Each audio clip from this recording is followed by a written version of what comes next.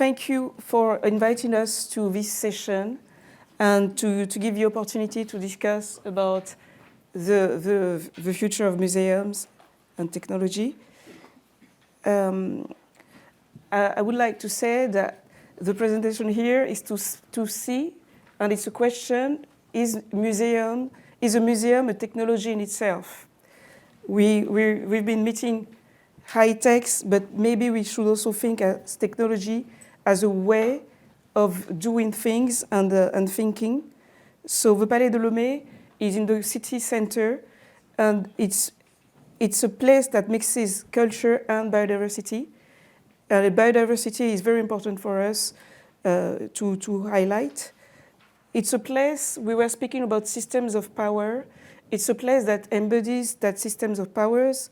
It was the former governor's palace, the German, the British, then the French. So each time a place of power and exclusion. So how to give back this place to the people? It's one of our major challenges and what we are aiming at every day. The place was abandoned for more than 20 years, and it was transformed thanks to the work of more than 300 Togolese workers. So at the end of the transformation, when we opened the place, we invited them to come. We invited the workers to come with their family. And I was very surprised by their initial reaction. So when it was a construction site, they came every day. When we transformed it and say, well, now it's an art and culture center, it's a museum, they said, oh, it's not for us. It's too much for us, it's too impressive for us. So I think that this image, and I told them, but it's your place, you built it, you literally built it, so it's yours. And we had joyful moments with them, but they overcame that kind of awe in front of a museum as place of culture. And I think it's one of the things most of us face is this idea and image of museum as something that is not for everyone. And so they understood it was for them as well. So our methodology is always to work with local communities. And I think when we speak about technology, it's always a way and the tools to create links with communities and within communities. So it was important for us for our first exhibitions, one of our first inaugural exhibitions, to invite the kings themselves, the kings that had been excluded by the Germans when the Germans took over Togo to colonize it. So this exhibition, we had a very humble approach because the exhibition was co-curated by the local communities themselves. So they presented us objects that were important for them. So we wanted to take the other way around as methodology, so not to work based on collections of other museums or our collections, but really based on dialogues with the communities. So what they wanted to lend to us, and so some of the objects, and we did something that normally I think no regular Western museum would ever do, is that some of the objects, for instance, were lended to us, and they said, okay, we can lend it to you, but we will need it for this period of time to do ceremonies. So then the community in question took it back, did the ceremony, and then gave it back to us. So the object, when they arrived, they are totally different because you have oil, you have alcohol, you have plants, so not the regular. So the curators were just at the beginning slightly puzzled to say, well, and we said, well, that's it. That's how it is. So we really wanted to give them the possibility to express themselves. And throughout the week, what I found very interesting is that we noticed when we went to OpenAI, but also to the places like Google, is that artificial intelligence is also a language. It's about a language that how can we use this language? And what we are doing as well, and we all agreed on that, is that we are storytellers.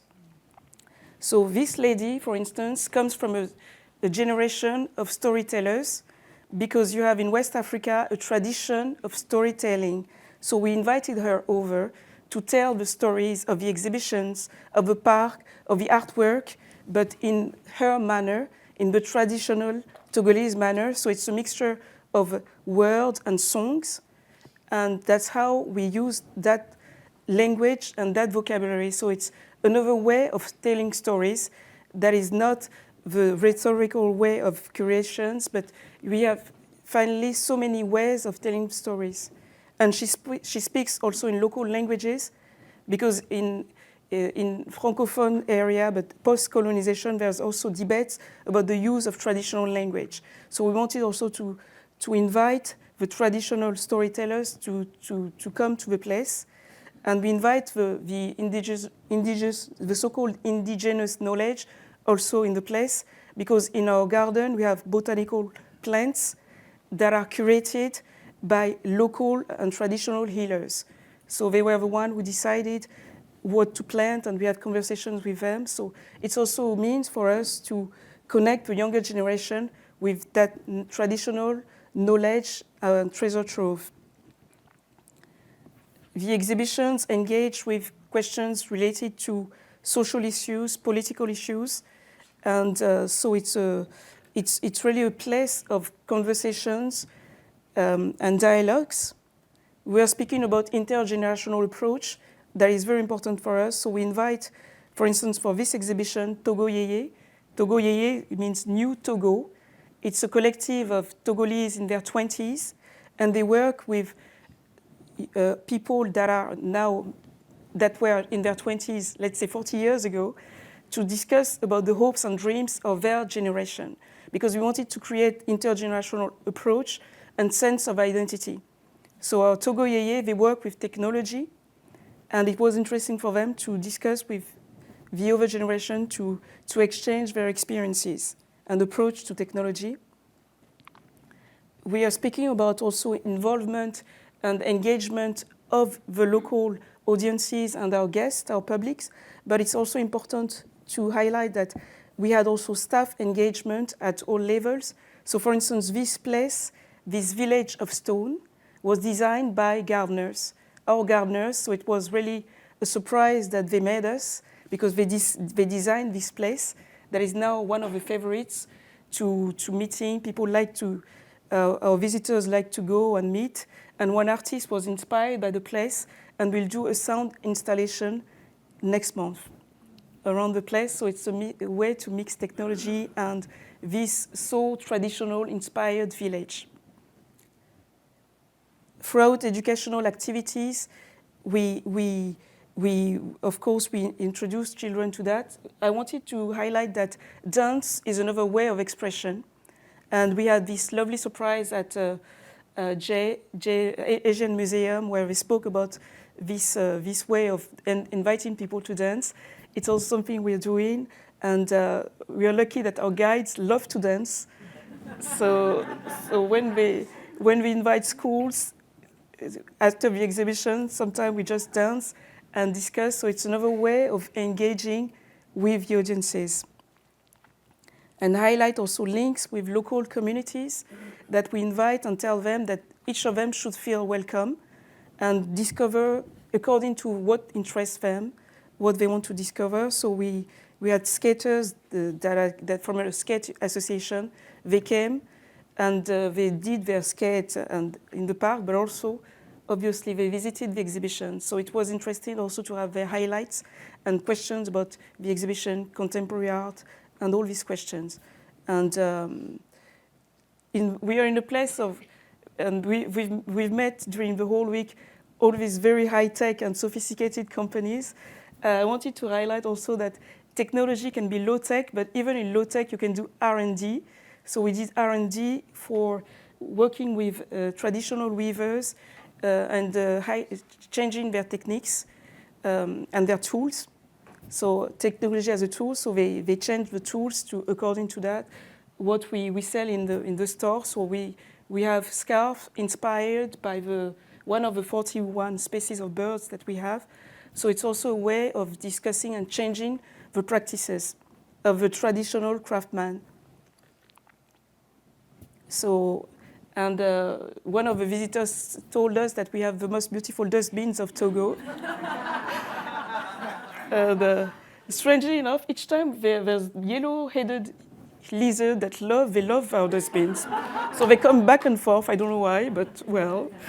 And so we work with from a village of potters, traditional potters, and it was for them a first to work in that kind of shape. So, and innovation can come also from dialogues with tradition. And we also, it's important for us to be also, to think also outside the walls of the palais. And so we are in our place, we have, of course, we don't want to be in a bubble, even though when you come inside the place with the trees, it's a haven. But for us, it was throughout one exhibition, sadly, unfortunately, we discovered throughout one exhibition the importance also of creating links. So we have an ongoing exhibition about the city of Lomé. In the course of the exhibition, we exhibited old houses, and at least 2 of them were destroyed, including this one, which was destroyed last February. So we exhibited pictures of it, and we work with an artist who is doing, he has a very contemporary approach towards old houses. And at our very bad surprise, we discovered that this house was destroyed. Another house that was drawn by the artist was destroyed also. So it gave us the idea that, well, it's time also to go outside and engage with issues that are burning issues for the city center of Lomé, working with local communities, inhabitants of these places that are more increasingly abandoned or destroyed, discussing with them. And I think that our role as a museum is to be at the intersection of several parts of the society that don't necessarily engage conversations. So with inhabitants of these places that have stories to tell, and we discovered so many interesting, funny stories of the places, and we're working for that. We're working with students from the Pan-African School of Architecture, whose headquarters is in Lomé. So it involves 40 students from 14 different countries. So we're working with them to do our inquiries and local on-the-field research on these houses. But also it involves administration, because we want also to have an impact on the law and the list of protected houses. And the artist intervene because the artist, so visual artist, the art communities is very interested in that.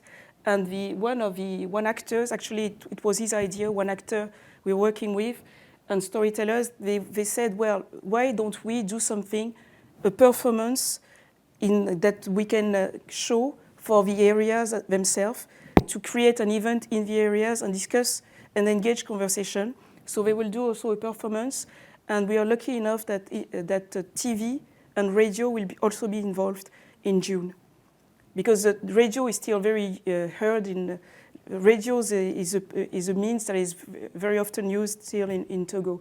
So it's really about using this and using technology, so be it augmented reality or other tools to raise awareness also to the younger generation about the importance of keeping these houses. So what we hope and dream of is that at the end we'll be able to renovate the houses, because they are more or less in the same area, so that it will have also a sense for tourism. And this renovation will involve craftsmen, such as masons, carpenters, so that it creates, and we want to be a link between communities that don't necessarily interact normally. So it's really what we aim at doing, and technology will be also a means for that, a means to be able to project themselves more easily on what this building can be and how they were before. So between past and future. And one of the conversations that we have one of the many interesting conversations we have during this week, one was with Peter of Grey Area. And I was telling him, and I think that's the power of Silicon Valley and California, is that everyone, the technology and video games and stories that are created here appeal to the rest of the world. But what if the rest of the world also can tell stories that are appealing to California people?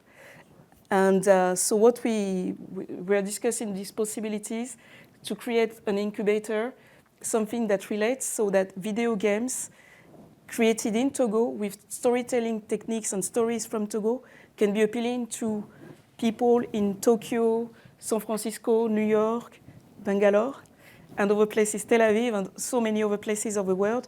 So to be able to create an ecosystem, a local ecosystem that is consistent and appealing to the rest of the world. So it's one because the storytellers and storytelling that we were mentioning throughout technology, it means also that it has so many different languages and approaches that we hope to contribute to that conversation. So that's our next steps. And for us, technology can also be used for that, to break that systems of powers, and also to be able to create links among local communities, but also towards the rest of the world. Thank you.